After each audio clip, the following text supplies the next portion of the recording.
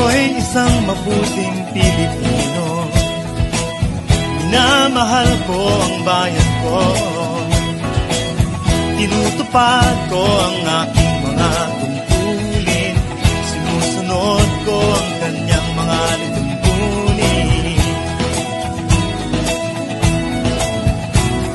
Tumatawid ako sa tamang tawiran. Sumasakay ako sa tamang sakayan. Pumipila at di nakikipag-unahan. At di ako masiga-siga sa lansangan. Nagbababa at nagsasakay ako sa tamang sakayan. Di nakahambalang parang walang pakialam. Pinagbibigyan kong mga tumatawid sa kalsada. Humihinto ako pag ang ilaw ay pula. Pagkat ako'y isang mabuting Pilipino. Minamahal ko ang bayan ko. Tinutupad ko ang aking mga tungkulin. Sinusunod ko ang kanyang mga lituntunin. Di ako nangungutong o nagbibigay ng lagay. Tiket lamang ang tinatanggap kong binibigay. Ako ay nakatayo doon mismo sa kanto at di nagtatago sa ilalim ng puno. Di ako nagkakalat ng basura sa lansangan. Di bumubuga ng usok ang aking sasakyan. Inaayos kong mga kalat sa basurahan. Inalagaan kong aking kabaligiran. Pagkat ako'y isang mabuting Pilipino. Minamahal ko ang bayan ko.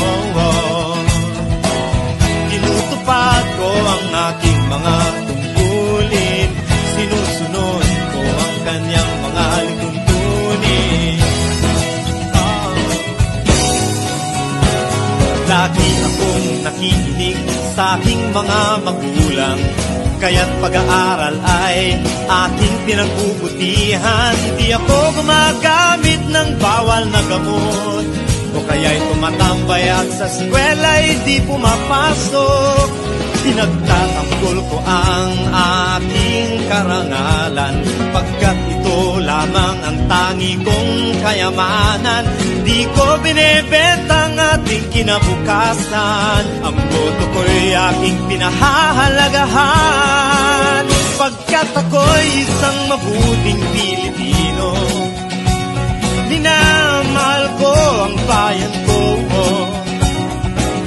Tinutupad ko ang aking mga tungkulin. Sinusunod ko ang kanyang mga lituntunin. Ako'y isang tapat at totoong lingkod ng bayan. Pabor o lagay ay di ko pinapayagan. Tapat ang serbisyo ko sa mamamayan. Di ko pinupulsa ang pera ng bayan. Pinagtatanggol ko ang mamamayang Pilipino. Mga karapatan nila'y kinikilala ko. Ginagalang ko ang aking kapwa-tao. Pinaglalaban kong dangal ng bayan ko.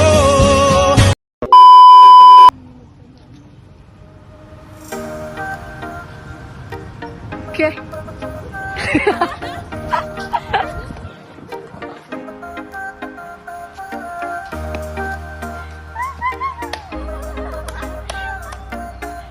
Lakaw din mo dire padulong.